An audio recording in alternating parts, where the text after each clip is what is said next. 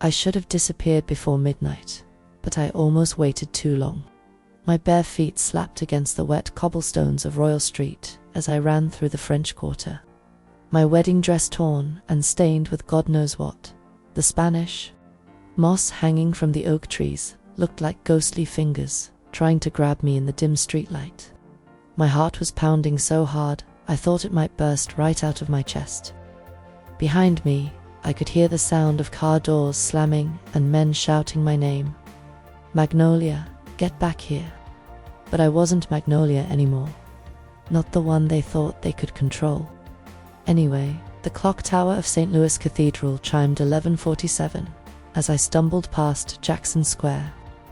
13 minutes. I had 13 minutes before midnight. Before everything I thought I knew about love and money and survival would change forever. But let me back up, because you need to understand how a girl like me ended up running through the streets of New Orleans in a wedding dress, terrified for her life. 6 months earlier, I was just another invisible poor girl trying to survive in a city that eats people like me for breakfast. My name is Magnolia Esperanza Delacroix, and before you ask, yes, my parents actually named me after a flower. Magnolia trees are strong, my mama used to say before she died. They survive hurricanes, floods, anything nature throws at them. That's what you'll be, baby girl, a survivor. If only she could have seen what I'd have to survive. I was 22 years old, and carrying about 50 extra pounds that the world never let me forget about. Not the customers at the hotels where I cleaned rooms. Not the guys who would laugh when I walked past construction sites. Not even the mirror that mocked me every morning when I tried to squeeze into my uniform. In New Orleans, beauty is currency. And honey, I was broke in every sense of the word. Have you ever felt invisible? Like you could walk through a room and nobody would even notice you existed. That was my superpower, I guess. Being forgettable. It's funny how that same thing that made my life hell would eventually save it. But I'm getting ahead of myself again. I lived in a little shotgun house in Bayside Heights with my grandmother, Celestine, and my baby brother, Baptiste. Our neighborhood wasn't the kind they show tourists. No fancy rattan balconies or colorful Creole cottages here. Just a collection of tired houses on stilts, trying to stay above the water when the bayou decided to reclaim what was always his. The smell of the marsh mixed with fried catfish and car exhaust was the perfume of my childhood. Some people smell jasmine and think of home. I smell swamp water and old oil, and it takes me right back to sitting on our front porch, listening to Grandmère Celestine tell stories about the old country and the spirits that followed our family. Across the ocean from Haiti, Celestine wasn't like other grandmothers. She read tarot cards for tourists in the French Quarter, and let me tell you, the woman had a gift. She could look at someone and know things about them that would make your skin crawl. But she never read my cards. Some futures are better discovered as they happen. Cher, she'd say in that thick Creole accent that made everything sound like a song. Your path is cloudy. Too many choices. Too many dangers. I should have listened to that warning. Baptiste was the light of our little family. 16 years old, with fingers that could make a saxophone sing like an angel. Every evening after school, he'd set up on the corner of Magazine Street and play jazz until his case filled up with enough dollar bills to buy groceries for the week. That boy had talent that could take him places. But talent doesn't pay for medicine when your heart has a hole in it. See, Baptiste was born with a defect that the doctors said would kill him before he turned 20 if he didn't get surgery. The kind of surgery that costs more money than people like us see in a lifetime. Insurance, please. We were part of that invisible class that makes too much to qualify for help, but too little to actually live. I worked 2 jobs and Celestine read cards, 7 days a week. But we were still drowning in medical bills and the constant fear that tomorrow might be the day. We lost the only family we had left. My main job was cleaning rooms at the Hotel Monteleone in the French Quarter. You know, the fancy one where movie stars stay when they're filming in the city. Every morning at 5 a.m., I'd take the streetcar from our neighborhood into the heart of the tourist district, put on my gray uniform that never quite fit right, and disappear into the background of other people's luxury vacations. If you've never cleaned a hotel room, let me paint you a picture. Rich people are disgusting. They leave half-eaten room service all over the place. Towels soaked with God knows what on the bathroom floor, and sometimes things that would make you lose your faith in humanity. But the worst part wasn't the mess. It was the way they looked. Right through you, like you were a piece of furniture. Like your existence only mattered when they needed fresh towels or wanted you to magically make their hangover disappear. Magnolia, room 412, is complaining about noise from the air conditioning. My supervisor, Mrs. Rodriguez, would bark at me. She was a thin woman with sharp elbows and a sharper tongue who seemed to take personal pleasure in reminding me that I was replaceable. And try not to breathe so heavy when you're vacuuming. The guests can hear you. I wanted to tell her that maybe, if they paid me enough to afford decent food instead of surviving on dollar menu items, I wouldn't be breathing so heavy. But jobs like mine don't come with the luxury of talking back. You smile, you nod, you say, "Yes, ma'am," and you cash your paycheck that barely covers the rent on a house that floods every time it rains hard. The day everything started was a Tuesday in March. I remember because Tuesdays were always slow at the hotel, which meant I could usually finish my rounds early and maybe grab a few extra minutes to rest my feet. I was cleaning the penthouse suite, the one that costs more per night than I made in 2 months, when I heard voices from the balcony. The French doors were open because the guests had requested fresh air and sound carries in the quarter. "We need someone unnoticeable," a man was saying. He had one of those smooth southern accents that rich people have, the kind that sounds like honey poured over broken glass. Someone the family would never suspect.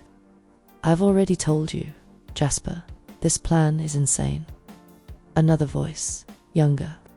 "Frustrated, there has to be another way. Your mother has made it very clear, Thaddeus. Marriage or no inheritance. And not just any marriage. A wife she approves of, from a family she deems suitable. Do you want to spend the rest of your life under Cordelia's thumb? I should have moved away. Should have minded my own business and finished cleaning the marble bathroom that was bigger than my entire bedroom." But something about the desperation in that younger man's voice made me freeze. It reminded me of how Baptiste sounded when he was trying not to cry about the pain in his chest. 6 months, the first man continued. "That's all we need, a temporary wife to satisfy the terms of your grandfather's will. Once you inherit, you can quietly divorce and find someone more ... appropriate. Someone your mother will actually accept into the family. And what happens to this temporary wife? You're talking about a human being, Jasper. We compensate her generously, and she disappears back to whatever life she came from.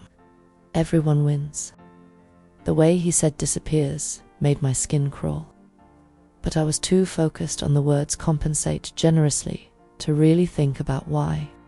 All I could think about was Baptiste and his heart and the ticking clock that the doctors had put on his life.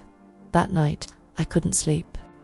I lay in my narrow bed, listening to Baptiste's labored breathing in the next room and Celestine's snores from across the hall, staring at the water stains on the ceiling and thinking about temporary wives and disappearing acts and compensations.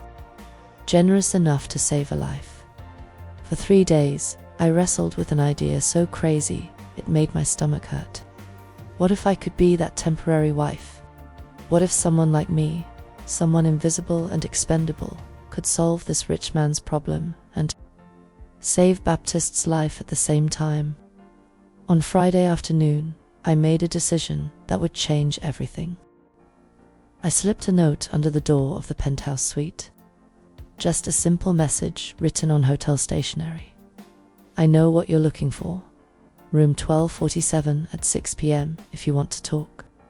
At exactly 6 p.m., I was standing outside room 1247 when I heard the soft knock I'd been both hoping for and dreading.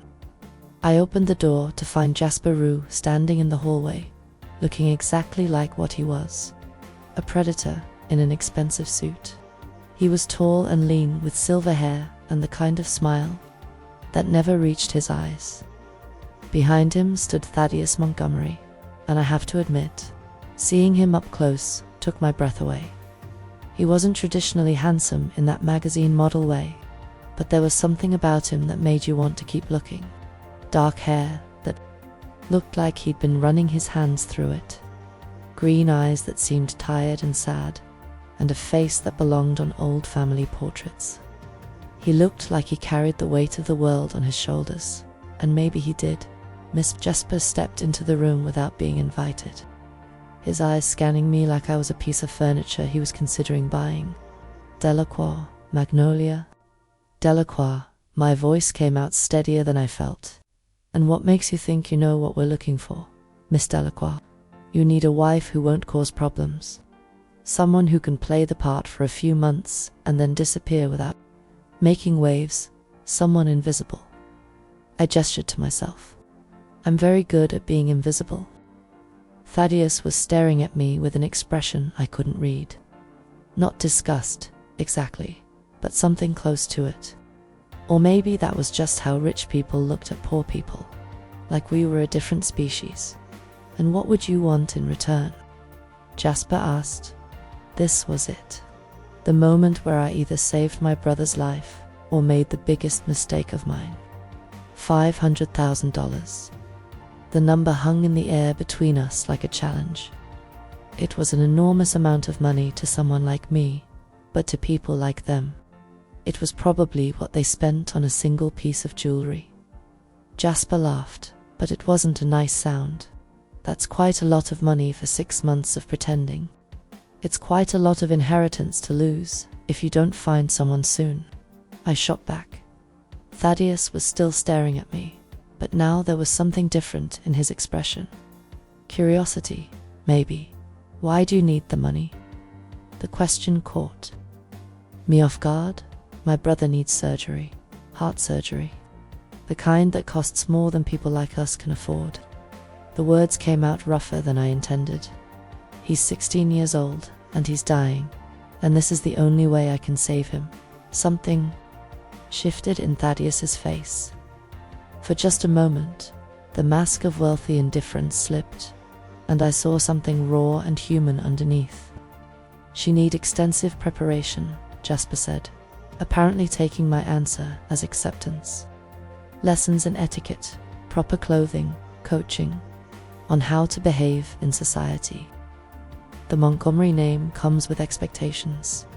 I can learn, I said quickly. I'm smarter than I look. You'd better be, Jasper replied. Because if you embarrass this family or fail to fulfill your obligations, you won't see a penny of that money. And there will be ... consequences. The way he said consequences made my blood run cold. But I thought about Baptiste struggling to breathe in the middle of the night, and I nodded. After they left, I sat on the hotel room bed for a long time, staring at my hands and wondering what I'd just agreed to. When I got home that night, Celestine took one look at my face and started shuffling her cards. Something's coming, she said without looking up. Something that smells like money and blood. It's good news, Grandmere. I found a way to get the money for Baptiste's surgery. Her weathered hands stilled on the cards. At what cost, cher? It doesn't matter what it costs me. Baptiste's going to live. She looked up at me then, her dark eyes full of a knowledge that seemed to come from some place older and deeper than this world. Some prices are too high, even for love. Remember that when the time comes to choose. The next morning, I gave my notice at both jobs, and 3 hours later, I was standing in front of a mansion in the Garden District that looked like something out of a movie, holding a single suitcase with everything I owned. about to begin the most dangerous education of my life. The mansion at 1847, Prytania Street, looked like something out of a fairy tale. If fairy tales included the kind of money that could buy silence and make people disappear. A woman in a crisp, black uniform answered the door before I even had a chance to knock. She was probably in her 50s, with steel grey hair pulled back so tight it looked painful. Miss Delacroix, I presume? I am Mrs. Evangeline Marchant. I will be overseeing your preparation. Her voice carried just a hint of a French accent, and she looked me up and down like she was evaluating livestock. Mr. Roux has explained the situation. We have a great deal of work to do and very little time to accomplish it. She led me through rooms that belonged in a museum to a bedroom that was bigger than our entire shotgun house.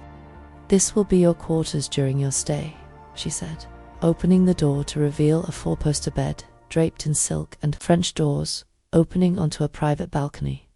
My first appointment was with someone called Dr. Helena Rousseau, who turned out to be a nutritionist with an office that looked more like a spa than a medical facility. She was thin in that expensive way rich women achieve, all sharp angles and careful maintenance. We have 6 months to work with, she said, making notes on a tablet while I sat on an examination table, wearing nothing but a hospital gown. It's not ideal, but we can make significant improvements with the right program. Diet modification, exercise regimen, perhaps some medical interventions to speed the process. Medical interventions? I asked, not liking how clinical she made it sound. Appetite suppressants, metabolism boosters, nothing dangerous. Just tools to help us achieve our goals more efficiently. She smiled, but it was the kind of smile doctors give you before they tell you something you don't want to hear.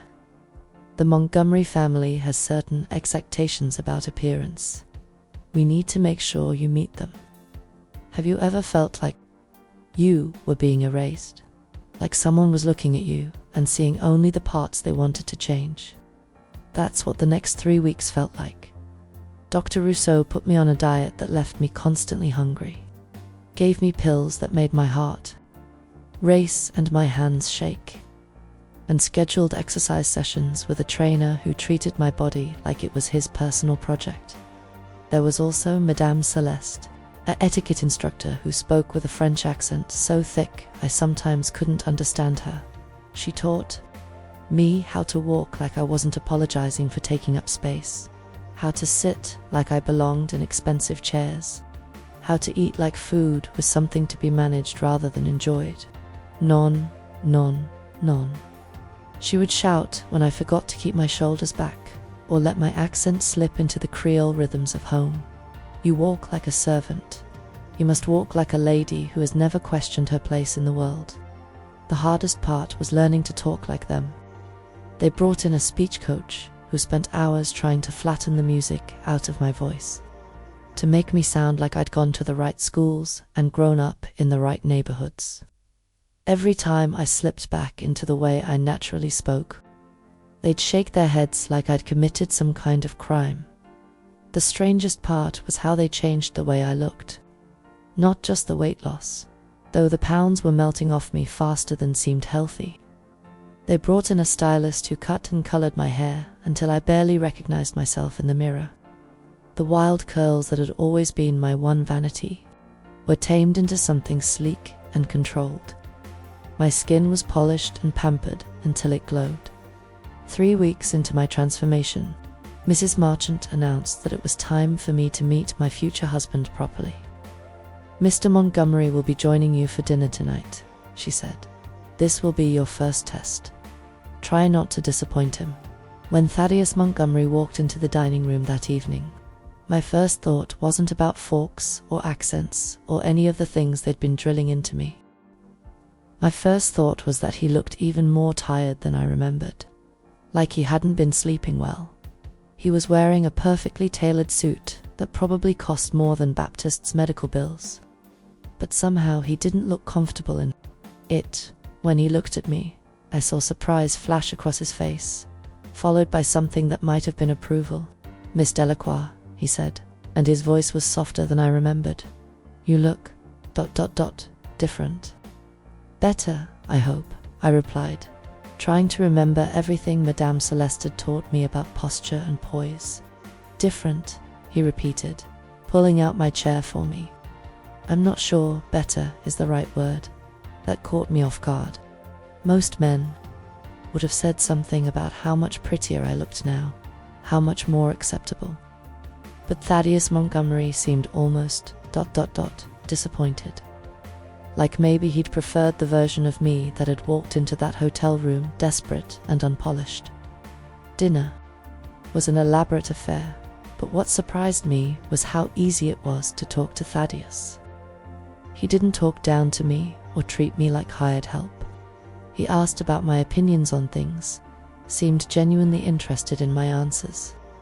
Tell me about your family, he said during the second course. I gave him the sanitized version they'd coached me to recite. A nice family from a respectable neighborhood. Parents who'd passed away tragically, currently caring for my grandmother and younger brother. Nothing about the shotgun house or the medical bills or the fact that Baptiste sometimes couldn't walk upstairs without stopping to catch his breath. And you're willing to give up your life for 6 months to help a stranger inherit money? The question was so direct, it made me forget my careful training. I'm willing to give up 6 months of my life to save my brother's life, I said, and my real accent slipped out just a little. Wouldn't you do the same for family? For the first time since he'd walked in, Thaddeus smiled. Not the polite society smile I'd been learning to recognize, but something real and warm that changed his whole face. Yes, he said quietly, I would. Something shifted between us in that moment. Not romance, exactly, but recognition. Like we were both people trapped in situations we hadn't chosen, doing what we had to do for the people we loved. After dinner, he walked me to the garden, where jasmine and night-blooming cereus filled the air with perfume so thick you could almost taste it. In the moonlight, surrounded by flowers that probably cost more to maintain than most people's salaries, I felt like I was living in someone else's dream. Can I ask you something? Thaddeus said, leaning against the stone balustrade. Fair's fair. Are you scared? The question was so honest, it took my breath away. Terrified, I admitted. Are you? Every day. He looked out at the garden, and in profile, he looked younger somehow, more vulnerable. This whole thing, this life, it's not what I would have chosen. Then why are you doing it? Because sometimes you don't get to choose. Sometimes you just have to survive the hand you're dealt and try to make something good come out of it. He turned to look at me then, and his green eyes were serious. But I want you to know, Magnolia, that I'm going to do everything I can to make this arrangement as easy as possible for you. You don't deserve to suffer because of my family's dysfunction. The way he said my name, without the careful pronunciation everyone else had been using, made something warm unfurl in my chest. Like he was seeing the real me underneath all the expensive clothes and professional makeup. 2 days later, I met Cordelia Evangeline Montgomery, and I understood immediately why her son looked like he carried the weight of the world on his shoulders. She was elegant in the way that only comes from generations of breeding and money. Tall and thin, with silver hair that looked like it had been styled by angels and not a single line. On her face that hadn't been strategically placed by the most expensive cosmetic procedures money could buy. But it was her eyes that made my blood run cold. They were the same green as Thaddeus's, but where his held warmth and sadness, hers were like looking into Arctic water. Cold, calculating, and completely without mercy. So, she said, looking me up and down, like I was a piece of furniture she was considering purchasing. You're the girl my son has chosen to marry. We were in the front parlor of the Montgomery mansion, which made the house I'd been staying in look like a cottage. Everything was white and gold and crystal. So perfect, it felt like a museum exhibit about how rich people lived. "Yes, ma'am," I said, keeping my voice carefully modulated in the accent they'd spent weeks drilling into me. "Delacroix." She pronounced my family name like it tasted bad. "I'm not familiar with the Louisiana Delacroix family. Where exactly are your people from?" This was the moment I'd been dreading. The carefully constructed backstory that Jasper and Mrs. Marchant had created for me was about to be tested by someone who actually knew the social hierarchy they were trying to place me in. "We're from St. Charles Parish originally," I said, sticking to the script. "My family has been in Louisiana for several generations, but we've always been private people." "Private," she made the word sound like an accusation. "How convenient." The interview continued for another hour. She asked about my interests, my hobbies, my opinions on everything from art to politics to the proper way to arrange flowers. I gave the answers I'd been coached to give, playing the part of a well-bred young woman who would fit seamlessly into their rarefied world. But underneath her polite questions, I could feel something else happening. She was studying me, learning me, figuring out exactly how to use me for whatever game she was playing. And when she finally dismissed me with a gracious smile and an invitation to tea the following week, I felt like I'd just been examined by a scientist who'd found me to be the perfect specimen for her experiments. "She likes you," Mrs. Marchant said later that evening while I tried to process what had just happened. "Mrs. Montgomery doesn't usually spend so much time with her son's friends. But I didn't think Cordelia Montgomery liked me at all. I thought she found me useful, which was infinitely more dangerous." Over the next month, I found myself spending more and more time with Thaddeus Montgomery and discovering that everything I thought I knew about rich people was wrong, at least when it came to him. He'd show up at the Garden District house where I was staying, supposedly to discuss our upcoming engagement announcement or to practice for social events we'd need to attend together. But instead of talking about business, we'd end up walking through the garden while he told me about the books he was reading, or asked me about my life before all this started. "What's your real accent like?" he asked one evening as we sat on the garden swing, watching fireflies dance among the magnolia trees. "What do you mean?" I said, keeping my voice carefully modulated the way I'd been taught. "I mean the way you really talk when you're not performing for my family. I've heard it slip out a few times, and it's beautiful, like music." He turned to look at me, and in the dim light from the garden lanterns, his green eyes looked almost black. "Everything about you is more beautiful when you stop trying so hard to be someone else." The comment caught me so off guard that I forgot to maintain my careful composure. "You think I'm beautiful?" The words came out in my real voice, with all the Creole rhythm and Louisiana warmth that I'd been trained to suppress. "There it is," he said softly, and he was smiling in a way that made my stomach flip. "And yes, I think you're beautiful, especially when you let me see who you really are." I should have been thrilled. Isn't that what every girl dreams of, having a handsome man tell her she's beautiful? But instead, I felt sick with guilt, because he was falling for a lie, even if the feelings growing between us were real. "I know this whole situation is complicated," he said. "I know we're both here for reasons that have nothing to do with romance. But I need you to know that what I'm starting to feel for you, that's real. Whatever else is fake about this arrangement, that's real." The confession hit me like a physical blow, because I was starting to feel the same way, and it terrified me.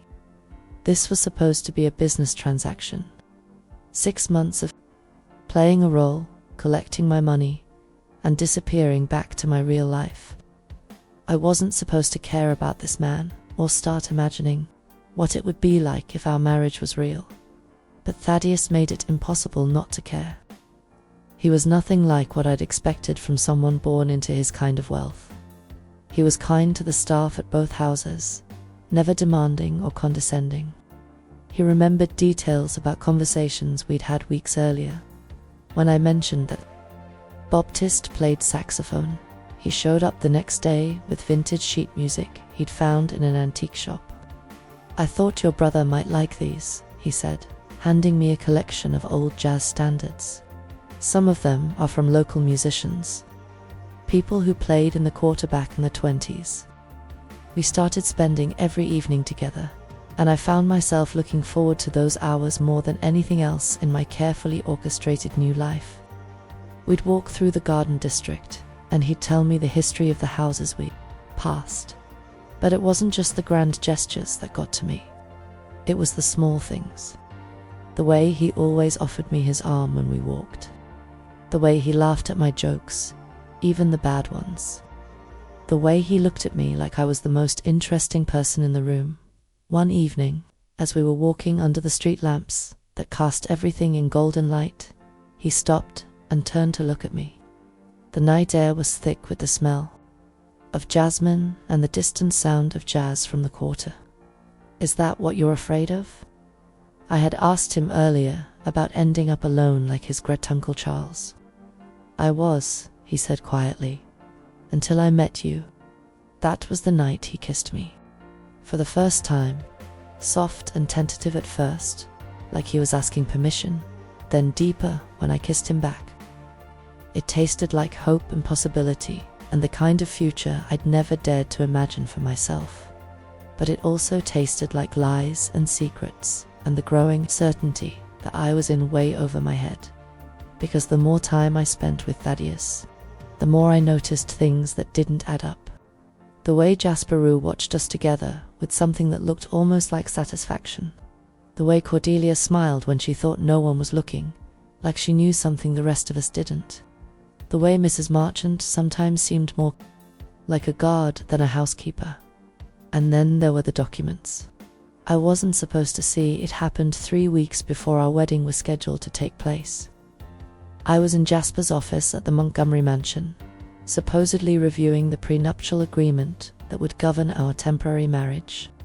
While Jasper was out of the room taking a phone call, I noticed another folder on his desk labeled Previous Arrangements. Something about the way it was positioned, like it had been deliberately hidden under other papers, made my curiosity spike. I knew I shouldn't look, but something stronger than common sense made me reach for that folder. What I found inside made my blood turn to ice water. There were 3 other files, each one labeled with a woman's name and a date range spanning roughly 6 months. Celeste Tran, January to July 2022.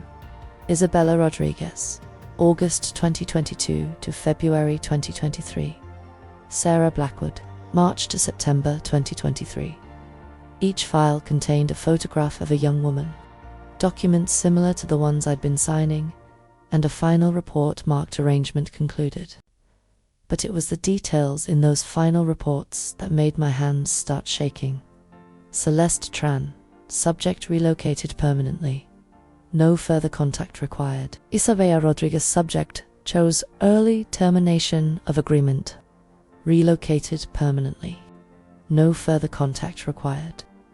Sarah Blackwood, subject experienced medical emergency during final phase. Relocated permanently. No further contact required. The language was clinical, sterile, but underneath the bureaucratic doublespeak, the message was clear. These women hadn't just been paid and sent home after their 6 months were up. They had relocated permanently, which, in a file full of legal euphemisms, could only mean one thing. They were dead. My hands were shaking so badly I could barely hold the papers. 3 women before me had taken this same deal, played this same role, fallen into this same trap. And none of them had lived to spend their money or go home to their families. I was still staring at the files when I heard Jasper's voice in the hallway, coming back from his phone call. Panic made my movements clumsy as I tried to put everything back exactly as I'd found it, but I wasn't fast enough. The door opened just as I was closing the folder. "Miss Delacroix." Jasper's voice was calm, but when I looked up, his eyes were cold as winter. "I trust you found the prenuptial agreement." Satisfactory? Yes, sir, I managed, hoping my voice didn't shake as badly as my hands. Everything looks fine. Excellent. He moved to his desk and casually straightened the papers I'd been looking through. I do hope you understand the importance of discretion in all matters related to this arrangement. Confidentiality is absolutely essential. Of course. Good. He smiled, but there was no warmth in it, because breaches of confidentiality can have very serious consequences, as I'm sure you can imagine. The threat was delivered so smoothly, so politely, that it took a moment for the full impact to hit me. He knew I'd seen the files. He knew I'd figured out what had happened to the women before me, and he was letting me know that if I caused any problems, I'd join them. I left that office on unsteady legs, my mind reeling with the implications of what I'd discovered. Everything made sense now. The way they'd chosen me specifically because I was invisible. The way Cordelia had seemed so pleased when I'd demonstrated my gratitude and desperation. The way the financial arrangement was structured to keep me dependent on their goodwill until the very end. They weren't looking for a temporary wife. They were looking for a disposable one. But the worst part wasn't the fear for my own life, though that was certainly real and growing stronger by the minute. The worst part was realizing that Thaddeus might be part of it. The man I was falling in love with, the man who kissed me like I was precious and irreplaceable, might know exactly what his family had planned for me. That night, I barely slept. I lay in the beautiful bedroom they'd given me, staring at the ceiling and trying to figure out what to do with the knowledge that was burning a hole in my brain. Should I run? Should I confront Thaddeus? Should I try to gather more evidence before I made any moves? But running meant abandoning Baptist, leaving him to die, while I fled to save my own skin. And confronting Thaddeus meant risking everything if he was part of the conspiracy. So I decided to test him. The opportunity came the next evening, when we were having dinner alone in the garden. It was a beautiful night, warm and fragrant, with stars visible despite the city lights. Under any other circumstances, it would have been perfectly romantic. But all I could think about were those files and the women who'd sat in my place before me. "Can I ask you something?" I said, trying to keep my voice casual. "Always. What happened to your grandfather's will before you? I mean, did he have other heirs who had to meet the same marriage requirement?" Thaddeus looked puzzled by the question. No, the marriage clause was specifically about me. He was worried I'd become too much like my father, too focused on business to have a real family life. The will was his way of trying to force me to settle down. But what if you couldn't find someone to marry? What if the arrangement didn't work out? I guess the inheritance would have gone to charity. Why? His confusion seemed genuine, but I pushed a little further. Has your family ever used arranged marriages before? I mean, temporary arrangements for business purposes. Now he was really looking at me strangely. "Magnolia, what's brought this on? You're asking some very specific questions. I just want to understand what I've gotten myself into," I said, which was absolutely true. "This whole situation is new to me. It's new to all of us," he said, reaching across the table to take my hand. "But I want you to know that whatever happens with the business side of things, what's growing between us is real. At least it is for me." The sincerity in his voice almost broke my heart. Either he was an incredibly good actor, or he genuinely had no idea what his family was planning. The next few days passed in a blur of wedding preparations and mounting paranoia. Cordelia threw herself into planning what she called the social event of the season, apparently determined to make our fake marriage look as real and elaborate as possible. But it was during the final dress fitting that I discovered just how carefully they'd been planning every aspect of my destruction. The dress was a masterpiece, the kind of wedding gown that belonged in magazines and fairy tales. French lace and silk, so fine it felt like wearing clouds, with A train that seemed to go on forever, and beadwork that caught the light like captured starlight. How long did this take to make? I asked the seamstress, who was making final adjustments to the hem. "Oh, we started this piece months ago," she said, not looking up from her work. Ms. Montgomery gave us very specific measurements and design requirements. She wanted everything to be perfect. Months ago, they'd been planning this wedding, planning my dress, planning every detail long before I'd ever overheard that conversation in the hotel. This wasn't a desperate last-minute arrangement. This was something they'd been orchestrating for months, maybe longer, which meant they'd been watching me, studying me, choosing me long before I thought I was choosing them. I was exactly what they needed, someone who could vanish without creating inconvenient complications. That night, I made a decision that terrified me, but felt like the only option I had left. I was going to tell Thaddeus everything. If he was part of the conspiracy, at least I'd know where I stood. If he wasn't, maybe together we could figure out a way to survive what his family had planned. I'd found him in the library of the main Montgomery mansion, reading by lamplight in a room that looked like something out of a movie. He looked up when I entered, and his face lit up with the kind of smile that made me believe, just for a moment, that everything might be okay. "Magnolia, I was hoping you'd come by tonight." He set down his book and stood up, moving toward me with that easy grace that made my heart skip beats. "I've been thinking about our conversation the other day, and I wanted to talk to you about something. Actually, I need to talk to you about something too," I said, my voice steadier than I felt. "Something important, of course." He gestured toward the chairs by the fireplace. "What's on your mind?" This was it, the moment where I either saved my life or sealed my fate. I took a deep breath and looked into those green eyes that had become so dear to me. "Thaddeus, I need to know something, and I need you to be completely honest with me. Do you know what your family is really planning?" His brow furrowed with confusion. "What do you mean? Planning for what?" "For after the wedding, for what happens to me when the 6 months are up. You'll get your money and go back to your life," he said, but something in his expression was shifting. "That's what we agreed to, is it?" I pulled the copies I'd made of those files from my purse, my hands shaking as I handed them to him. "Because I found these in Jasper's office, and they tell a very different story." I watched his face as he read through the documents, saw the color drain from his cheeks as he realized what he was looking at. The shock and horror in his expression was so genuine, so complete, that I knew immediately he'd had no idea what his family was planning. "My God," he whispered, looking up at me with eyes full of devastation.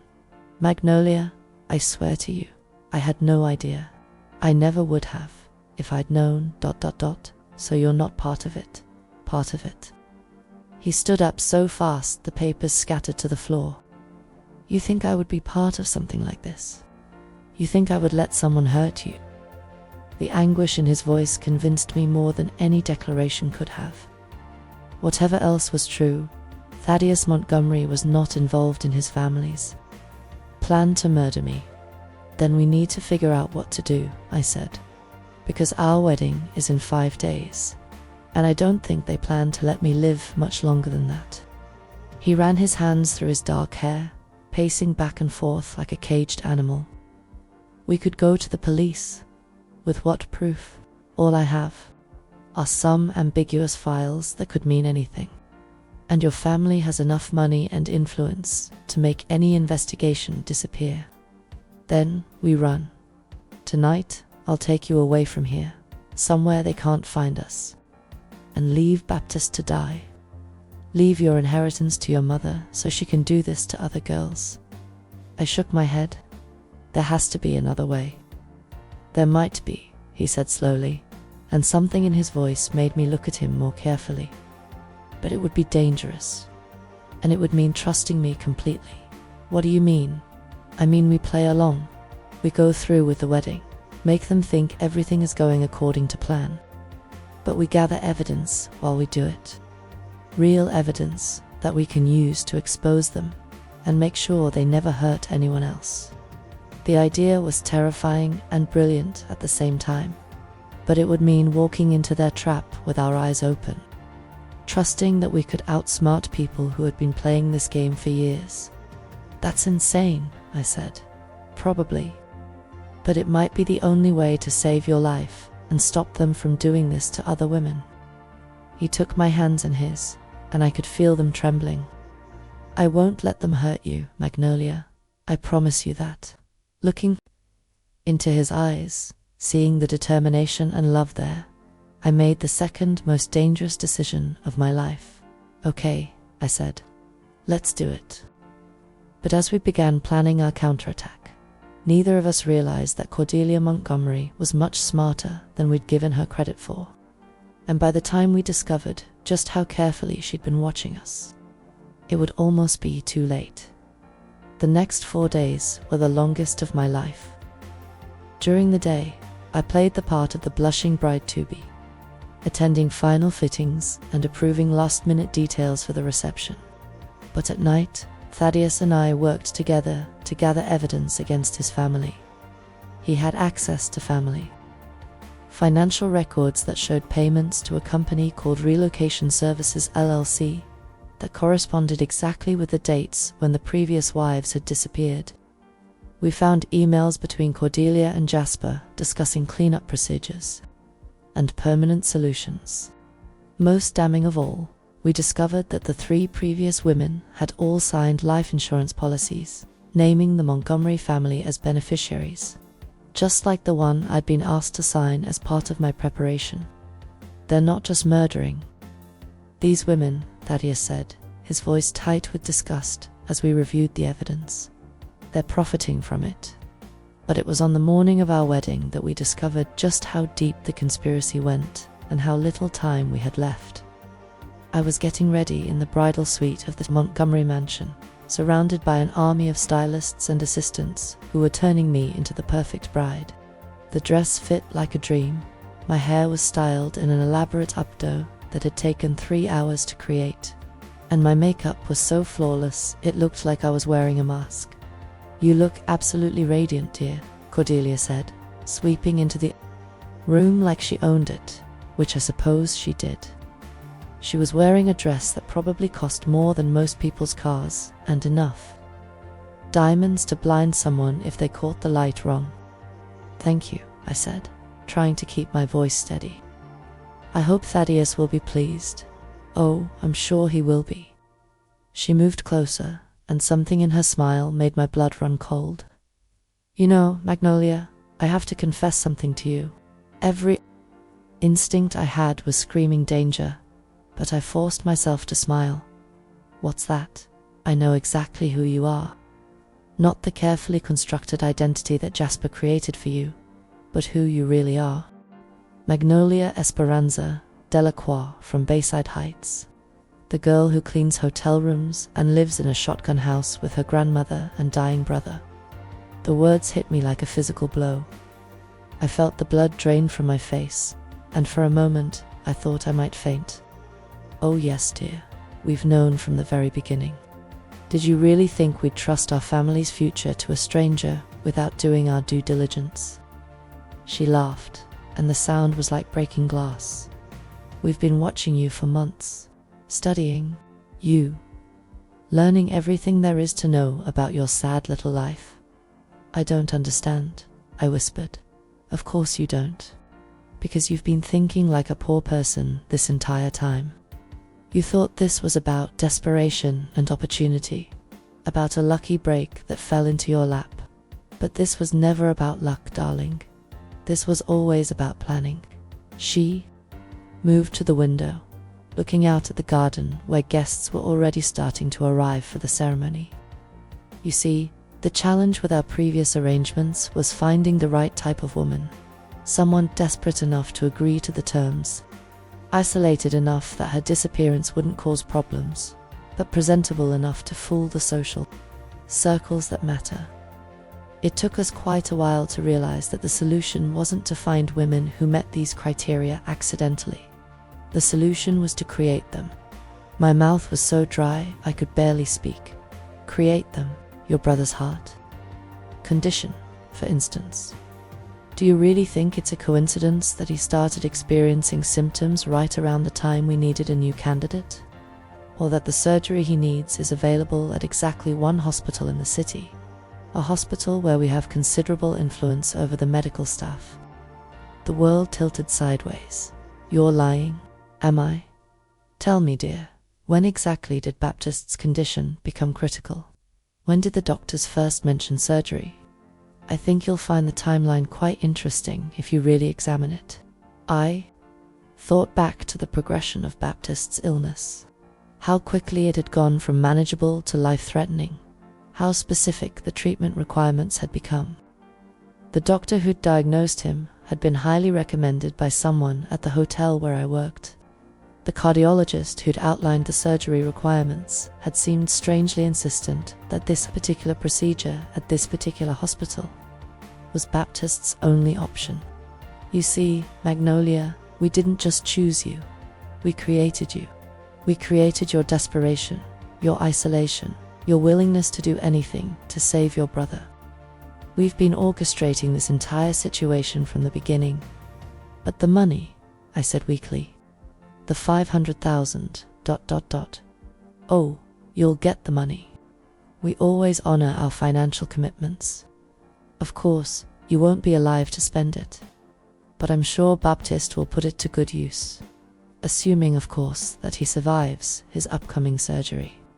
These procedures can be so risky, especially when the surgical team isn't particularly motivated to ensure a positive outcome. The threat to Baptiste cut through my shock like a knife. You can't do this. Thaddeus won't let you. Thaddeus. Cordelia laughed again, and this time there was genuine amusement in it. Oh, my dear, sweet, naive child. Did you really think my son would risk his inheritance and his future for a hotel maid? Did you really think someone like him could fall in love with someone like you? He does love me, I said, but even as the words left my mouth, doubt was creeping in. Does he, or does he love the idea of rebelling against his mother? The thrill of slumming with the help, the fantasy of being a white knight rescuing a damsel in distress. She moved closer, and her voice dropped to something that might have been sympathetic if it had come from anyone else. Men like my son don't marry women like you, Magnolia. They use you for entertainment and then move on to someone more appropriate. The only difference is that in this case, the entertainment ends a bit more permanently than usual. Doubt and fear were warring in my chest. But I forced myself to remember the way Thaddeus had looked when he'd seen those files. The horror and determination in his eyes had been real. Whatever else was true, he hadn't known about his family's previous murders. You're wrong, I said, putting as much conviction into my voice as I could manage. Thaddeus isn't like you, isn't he? Then tell me, dear, where is he right now? Shouldn't he be getting ready for his wedding? Shouldn't he be here, making sure his beloved bride is safe and happy? The question hit me like a cold slap. Thaddeus should have been here by now. We'd planned to meet before the ceremony to finalize our escape plan. The fact that he was nowhere to be found was starting to feel less like coincidence and more like abandonment. Don't worry, Cordelia continued, apparently reading the growing panic in my expression. He's fine. Just having a little conversation with Jasper about the realities of family loyalty and the consequences of betrayal. I'm sure he'll be along shortly, probably with a very different perspective on your relationship. A knock at the door interrupted whatever response I might have made. Mrs. Marchant entered, but she wasn't alone. 2 men in expensive suits flanked her, and their presence made it clear that I was no longer a guest in this house. I was a prisoner. It's time, Mrs. Marchant said, but her voice had lost all pretense of servitude. Now she sounded like what she really was, an employee following orders. Time for what? I asked, though I was afraid I already knew the answer. For your wedding, of course, Cordelia said brightly. After all, we can't disappoint our guests. And you look so beautiful in that dress. It would be a shame to waste all that preparation. They escorted me downstairs to the mansion's grand ballroom, which had been transformed into something out of a fairy tale. Hundreds of white roses and baby's breath created an aisle that led to an altar where a minister was waiting. The room was full of people in expensive clothes, all turning to smile at me as I appeared in the doorway, but I barely saw any of it, because all my attention was focused on the man standing at the altar, waiting for me to walk down the aisle. Thaddeus looked magnificent in his black tuxedo, every inch the wealthy southern gentleman he'd been born to be. His dark hair was perfectly styled, his posture straight and confident. He should have looked like the man I'd fallen in love with, the man who'd promised to protect me from his family's deadly games.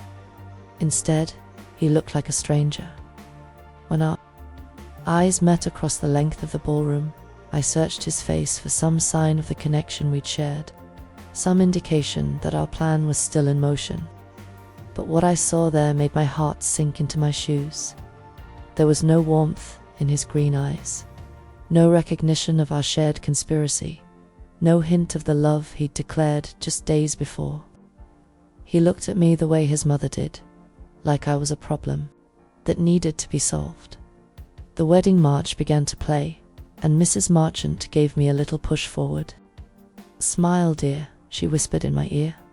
"Everyone is watching." So I walked down that aisle, my legs moving automatically while my mind reeled with the implications of what I was seeing. Had Cordelia been right? Had everything between Thaddeus and me been a lie? Had he been part of the conspiracy all along, just playing his role more convincingly than I'd given him credit for? Or had they threatened him with something that made betraying me seem like the lesser evil? When I reached the altar, Thaddeus took my hand in his, and for just a moment, I felt a flutter of hope. His fingers were trembling slightly, and when I looked more closely at his face, I could see a muscle jumping in his jaw. These were signs of stress, not indifference. But when he spoke his vows, his voice was steady and clear, with no hint of the warmth I'd grown to love. He promised to love and honor me, to be faithful and true, but the words sounded like he was reading from a script. The ceremony felt like it lasted forever and no time at all. Before I knew it, the minister was pronouncing us husband and wife, and Thaddeus was leaning down to kiss me. For just a moment, as his lips touched mine, I felt him squeeze my hand in a pattern that might have been Morse code. "Trust me," the pattern seemed to say. "Be ready." Hope flared in my chest, bright and desperate. Maybe he hadn't betrayed me after all.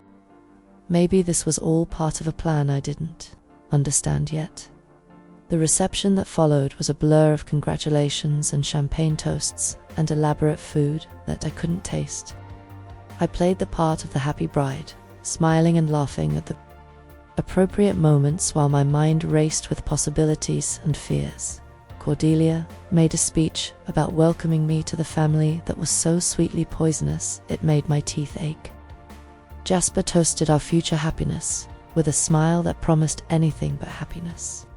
And through it all, Thaddeus stayed by my side, playing the part of the devoted husband while somehow managing to avoid actually looking at me or speaking.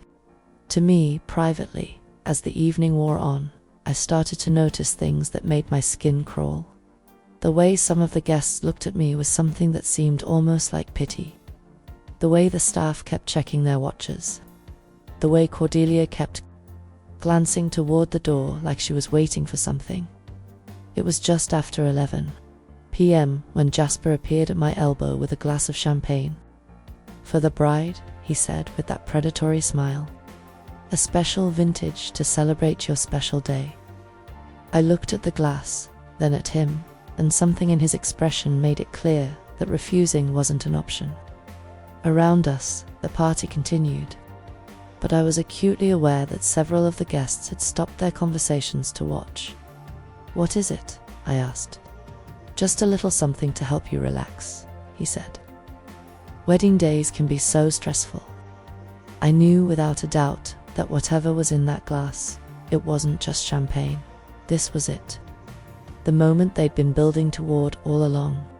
The moment when Magnolia Delacroix would start her journey toward becoming another file in Jasper's Cavanagh. I looked around for Thaddeus and found him across the room, deep in conversation with his mother.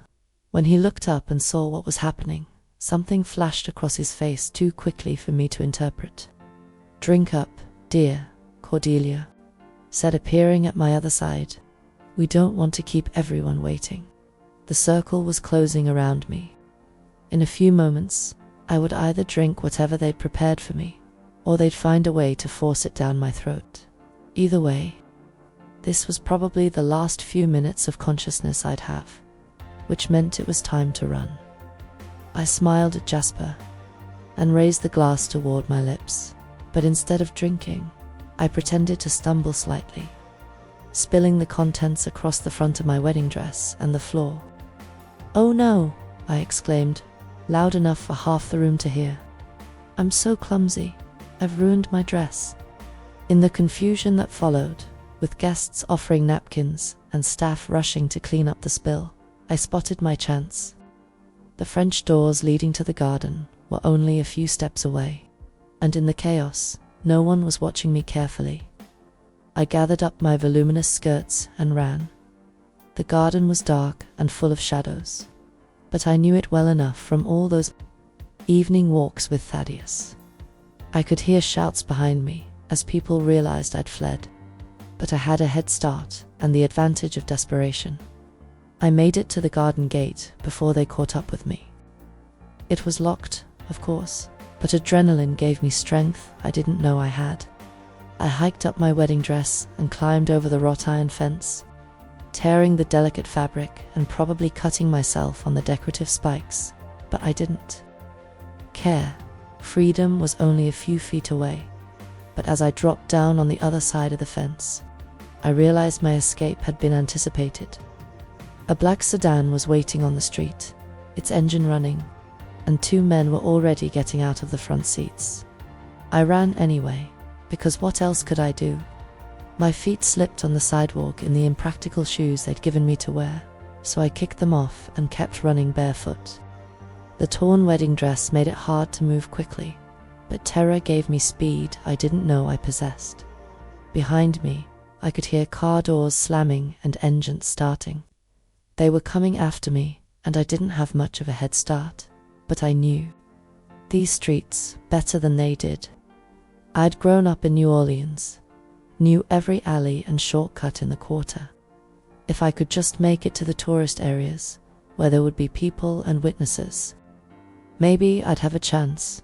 I cut through Jackson Square, my bare feet silent on the cobblestones, past the sleeping homeless people and the late-night street performers packing up their instruments. The cathedral bells chimed at 11:47 as I stumbled past, and I thought about how much my life had changed since the last time I'd heard those bells. 13 minutes until midnight. 13 minutes until whatever they'd planned for me was supposed to happen. I could hear them getting closer, their car engines echoing off the narrow buildings of the quarter. My lungs were burning and my feet were bleeding, but I kept running because the alternative was unthinkable. It was when I turned onto Royal Street that I saw him. Thaddeus was standing under a street lamp about a block ahead of me, still wearing his tuxedo but looking disheveled and desperate. When he saw me running toward him, his face lit up with relief and something that looked like love. "Magnolia," he called, and started running toward me. For a moment, hope flared in my chest. He'd come for me. He'd escaped from his family and come to help me get away. Everything was going to be okay. But as he got closer, I saw something that made my blood turn to ice. He wasn't alone. Jasper Rue was with him, along with two other men I didn't recognize. And they weren't running toward me to help. They were herding me toward something. I skidded to a stop, looking around frantically for another escape route, but it was too late. The car that had been chasing me had circled around and was blocking the street behind me. More men were emerging from doorways and alleys, surrounding me with a kind of precision that spoke of careful planning. I was trapped. "Magnolia," Thaddeus said, and his voice was gentle, pleading. "Please don't run anymore. You're only making this harder on yourself." "Making what harder?" I demanded, even though I was pretty sure I already knew the answer. "The transition," Jasper said smoothly, approaching me like I was a wild animal that might bolt. "We really did try to make this as pleasant as possible for you. The drug in the champagne would have made everything very peaceful. But now we'll have to do this the difficult way." "Do what?" "Relocate you permanently," he said, and those words from the files made my skin crawl. "I'm afraid your part in this arrangement has come to an end." I looked at Thaddeus, searching his face for some sign that this wasn't real, that he wasn't really part of this. "You promised you'd protect me." Something flickered in his green eyes. Pain, maybe, or regret. "I'm sorry, Magnolia. I really am. But some things are more important than promises." "Like what?" "Like family. Like legacy. Like knowing your place in the world and not trying to rise above it." The words hit me like physical blows. This was the man I'd fallen in love with, the man I'd trusted with my life and my heart. And he was looking at me like I was nothing more than an inconvenience that needed to be cleaned up. "Besides," he continued, and now his voice was taking on the same cold tone I'd heard from his mother. "Did you really think this was going to end any other way? Did you really think someone like me would throw away everything for someone like you?" The cruelty in his voice was worse than anything Cordelia or Jasper had said, because I'd actually believed he was different. I'd believed he loved me, but as I stood there in my torn wedding dress, surrounded by people who wanted me dead, something inside me snapped. Not broke, exactly. Snapped into place. I'd been thinking like a victim this entire time.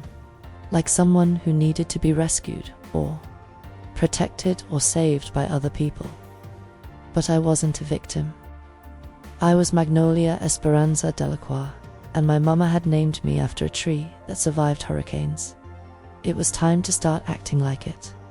"You know what?" I said, my voice steady, despite the terror racing through my veins. "You're right.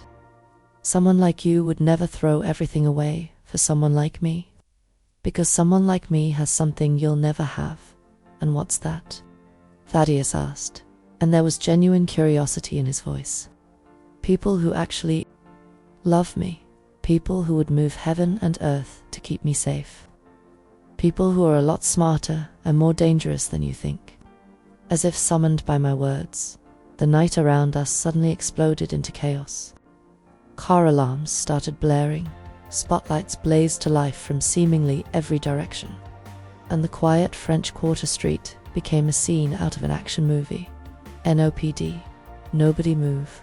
The voice boomed from multiple directions at once, amplified by bullhorns and backed up by the sound of running feet. I saw Jasper reach inside his jacket, probably for a weapon, but he never got the chance to draw it. A figure in black tactical gear appeared out of nowhere and took him down with efficiency that spoke of serious training. The men who'd been surrounding me scattered like roaches when the lights come on, but they didn't get far. More figures in tactical gear seemed to emerge from every shadow, moving with the kind of coordinated precision that spoke of careful planning and extensive preparation. In the middle of all the chaos, I stood perfectly still, watching my would-be killers get arrested with a satisfaction that probably wasn't very Christian but felt absolutely wonderful. Magnolia, the voice that called my name, wasn't one of the police officers. It was deeper, younger, and infinitely more familiar. I turned to see Baptiste running toward me, and my heart nearly stopped. He was running, not walking carefully to conserve his strength, not stopping to catch his breath, but actually running like a healthy 16-year-old boy. "Baptiste," I whispered, as he reached me and swept me into a hug that lifted me off my feet. "How are you here? How are you? Running around like my heart isn't broken." He grinned at me, and it was the first time in years I'd seen him smile without that underlying edge of pain and fear. Turns out my heart was never broken to begin with. What do you mean? I mean the whole thing was fake. Cher, the voice, belonged to Grandmere Celestine, who was approaching us with a smile that was equal parts relief and vindication. She was wearing her best dress and more jewelry than I'd ever seen her wear, and she looked absolutely magnificent, Grandmere. I don't understand. How are you here? How did you know where to find me? Because we've been watching you this whole time, baby girl. From the very beginning. She reached up to cup my face in her weathered hands. Did you really think I'd let anyone hurt my grandbaby without putting up a fight? But Baptist's heart, condition ... double quotes, was real enough, Baptist said. Just not as serious as they made it seem. When those doctors started pressuring us about surgery, Grandmere got suspicious and had me see a specialist in Baton Rouge. Turns out I just needed medication and some lifestyle changes. Not a $500,000 surgery. I stared at him, my mind reeling. So you've been faking being sick? Not faking, exactly. More like ... exaggerating. When Grandmere figured out what those people were doing to you, we decided to play along and see how far they'd take it. You've been investigating them. Baby girl, your Grandmere didn't spend 40 years reading People for Tourists without learning a thing or two about human nature, Celestine said with a chuckle. The moment you told me about that job offer, I knew something was wrong. Rich people don't pay poor people that kind of money unless they're planning something ugly. So you called the police. Eventually, but first, I called in some favors. She gestured toward the chaos around us, where Cordelia Montgomery was being led away in handcuffs while shouting about her lawyers and political connections. Turns out the FBI has been looking for evidence against the Montgomery family for years. Human trafficking, murder, financial fraud, you name it. They just needed someone on the inside to give them what they needed. Someone on the inside. I looked around at the scene of arrests and evidence collection, my mind struggling to process what I was seeing. You mean, I mean you, Cher. Every conversation you had, every document you saw, every detail about their operation. We've been recording it all. I thought about all those evening walks with Thaddeus, all those intimate conversations where I'd shared my fears and hopes. You were listening, just to the parts that mattered for building a case. Your privacy was important to us, but your life was more important. She reached into her purse and pulled out what looked like a small button. This little thing has been sewn into your clothes since the day you moved into that fancy house. Amazing what technology can do these days. And the FBI just happened to be interested in helping a poor family from the bayou. They weren't, at first. But it's amazing how much more interested law enforcement becomes when you can provide them with recorded evidence of multiple murders and a clear pattern of financial fraud. She smiled, and it was the kind of smile that reminded me she'd been surviving in a hostile world a lot longer than I had. Plus, it helps when your granddaughter works for the hotel where they conduct their business meetings. I thought about all those hours I'd spent feeling guilty about lying to my family, about deceiving the people I loved to save them. All that time, they'd been protecting me, using my position to gather the evidence needed to destroy the people who wanted to hurt me. So you knew, this whole time, you knew what they were planning. Not all of it. We suspected, and we gathered evidence, but we didn't know for sure until tonight. That's why we had to let it go so far. We needed them to actually attempt to harm you before we could prove intent. That's why you couldn't warn me about Thaddeus. That's why we couldn't warn you about anything specific. We needed your reactions to be genuine, or they would have known something was wrong. I looked around at the aftermath of the arrests, at Jasper Rue being loaded into a police car and Cordelia Montgomery screaming about her rights while evidence technicians photographed everything. In the middle of it all, I spotted Thaddeus standing with his hands cuffed behind his back, looking lost and confused, and completely different from the confident man who'd just told me I wasn't worth saving. "What about him?" I asked, nodding. In his direction, Celestine followed my gaze, and her expression softened slightly. "That one's complicated." "What do you mean?" "I mean he wasn't part of the original conspiracy, baby girl. His mama and that lawyer were planning to kill him too, after he'd served his purpose. Make it look like a murder-suicide, or something equally tragic. That way, Cordelia would inherit everything, and there'd be no inconvenient questions about missing wives." The information hit me like a physical blow. They were going to kill him, eventually. But in the meantime, they needed him cooperative. So they threatened the one thing they knew he'd do anything to protect, which was you. I stared at her, not understanding. "But he just told me." "He told you what they forced him to say. Right after they showed him photos of armed men outside our house. Right after they told him that if he didn't play along perfectly, Baptiste and I would have tragic accidents before morning." The pieces started falling into place. Thaddeus's strange behavior during the ceremony, the way he'd avoided looking at me, the tremor in his hands when he'd taken mine at the altar. So when he said those things, ... he was trying to save your life the only way he knew how. By making sure you were angry enough to fight back instead of giving up. I thought about the moment when I'd stopped feeling like a victim and started feeling like a survivor. The moment when I'd found the strength to stand up to them instead of cowering in fear. He was trying to make me angry. Angry people fight harder than scared people. And you, baby girl, have always fought hardest when someone underestimated you. Across the street, Thaddeus looked up, and our eyes met. Even from a distance, even with everything that had happened, I could see the relief in his face when he realized I was safe. But I could also see the guilt and pain there, the knowledge that he'd had to hurt me to save me. What happens to him now? That depends on a lot of things. The prosecutors will have to decide how much of what he did was under duress, and how much was willing participation. But the FBI seems to think he'll be more useful as a witness than as a defendant. And what happens to me? What do you mean? I mean, what happens now? Do I go back to cleaning hotel rooms? Do I pretend none of this ever happened? Do I try to figure out how to live a normal life after everything that's happened? Celestine smiled, and it was the kind of smile that reminded me why tourists paid good money to have her read their futures. "Baby girl, do you really think the FBI is going to let someone with your skills and experience go back to cleaning the hotel rooms?"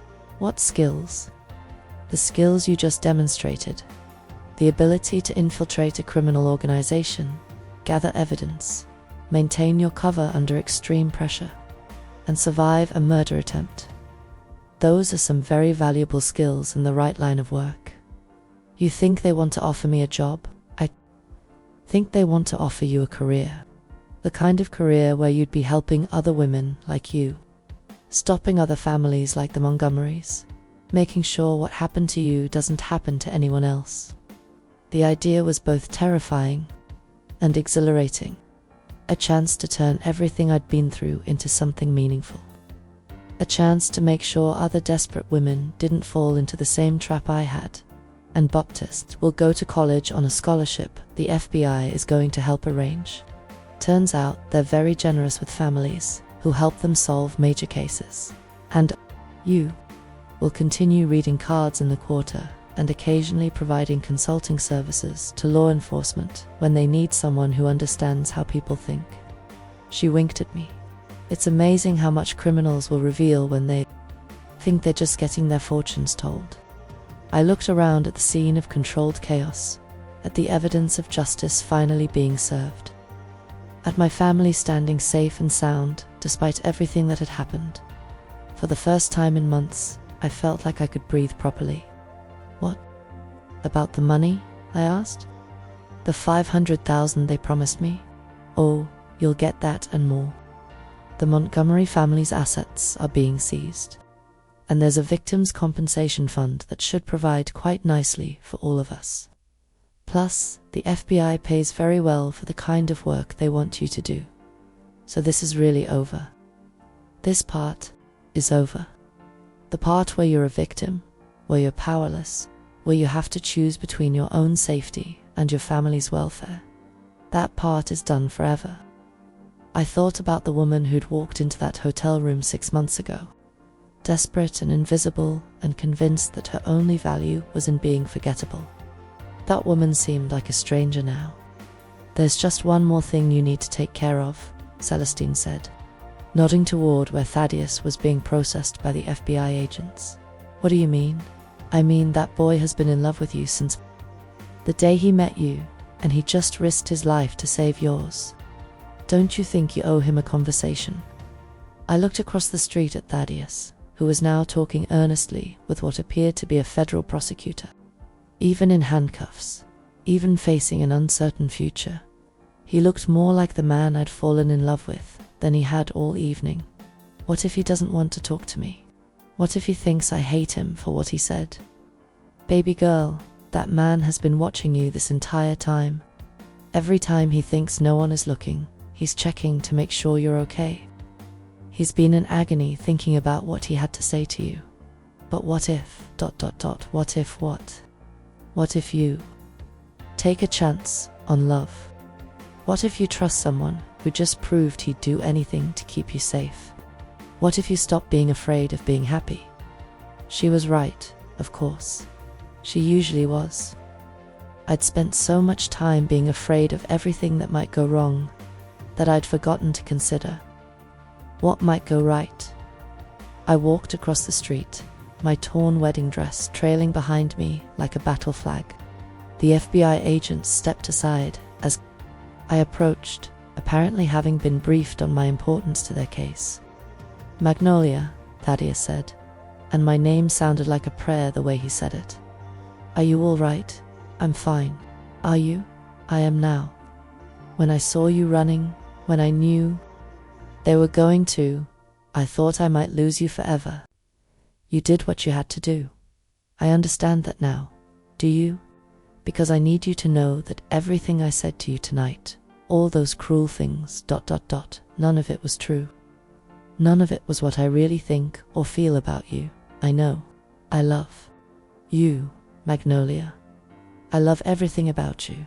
Your strength, your loyalty, your refusal to give up even when everything seems hopeless. I love the way you talk when you forget to hide your accent, and the way you laugh at your own jokes, and the way you make everything around you feel more real and honest and alive." The words washed over me like warm water, healing wounds I didn't even know I had.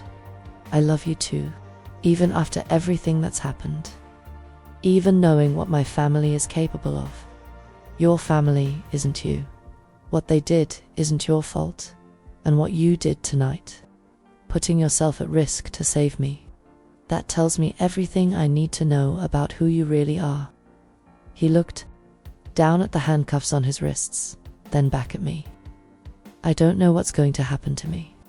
The prosecutors seem to think I can avoid serious charges if I cooperate fully, but I might be tied up with legal proceedings for months or even years. Then I guess it's a good thing I'm not going anywhere." "What do you mean?" "I mean the FBI offered me a job. The kind of job where I'd be helping people like me, stopping families like yours. It's dangerous work, but it's important work. And it's something I think I'd be good at." Hope flickered in his green eyes. "You're going to take it?" "I'm going to consider it, depending on whether I have a good reason to stay in New Orleans." "What kind of reason?"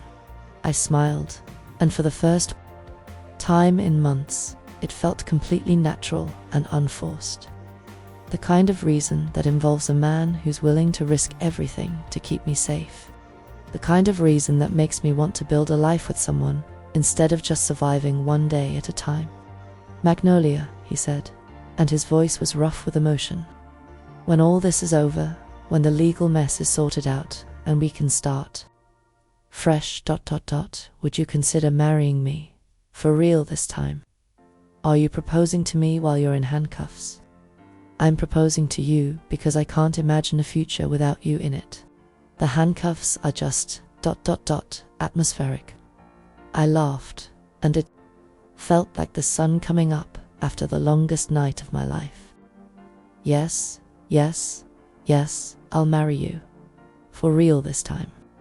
When all this is over and we can start fresh. But I have some conditions. Anything. I want a small wedding. None of this society nonsense. Just the people who matter. Done, and I want to keep my own name. Magnolia Esperanza Delacroix has survived too much to disappear now. I wouldn't have it any other way. And I want to live in a house that feels like a home, not a museum. Somewhere Baptiste can practice his saxophone without worrying about disturbing the neighbors, already planning it in my head. And I want children someday. Children who know where they come from and who they are, who understand that love is more important than money and family is more important than reputation. As many as you want. I looked at this man who'd risked everything for me, who'd loved me even when I thought I was unlovable, who'd proven that fairy tales could come true even in the most unlikely circumstances. Then yes, I said again, when all this is over, I'll marry you. For real this time. 6 months later, we were married. In a simple ceremony in Celestine's garden, surrounded by jasmine and magnolia trees and the people who mattered most. Baptiste played saxophone while I walked down an aisle of flower petals, wearing a simple white dress that let me move and breathe and feel like myself. Thaddeus looked magnificent in a regular suit instead of a tuxedo, his hair slightly messed, up from the wind and his smile bright enough to power the whole quarter. When he said his vows this time, every word was true and heartfelt and full of promises I knew he'd keep. The FBI job turned out to be everything I'd hoped for and more. I spent my days helping other women escape dangerous situations, using my experience to recognize the signs of trafficking and abuse that others might miss. It was hard work, sometimes dangerous work, but it was work that mattered. Thaddeus used his inheritance, once it was released from federal seizure, to start a foundation that provided legal aid and support services to victims of family violence and financial abuse. He said it was the best use he could think of for money that had caused so much pain. Baptiste got his scholarship and his chance to study music at Tulane. His heart condition, once properly managed with medication, turned out to be minor enough that it barely affected his daily life. He plays in jazz clubs around the city now, and every time I hear him perform, I think about how close we came to losing everything. Celestine continues to read cards in the quarter, though she's added a new specialty, consulting with law enforcement, on cases involving organized crime and family corruption. She says the spirits have been much more talkative since we took down the Montgomerys, and as for me, I'm not invisible anymore. I'm Magnolia Esperanza Delacroix Montgomery, federal agent, wife, sister, granddaughter, and survivor. I'm a woman who knows her own worth and refuses to let anyone make her forget it. Sometimes, late at night, when Thaddeus and I are sitting on our own front porch, listening to Baptiste practice and the sounds of the city we love, I think about that desperate girl who answered a hotel room door 6 months ago. I think about how scared she was, how certain she was that she had no choices left. I'm grateful to her for being brave enough to take the risk that changed everything. But I'm even more grateful that I never have to be her again, because magnolia trees don't just survive hurricanes. They bloom more beautifully after the storm has passed, stronger and more resilient than before. And that's exactly what I did.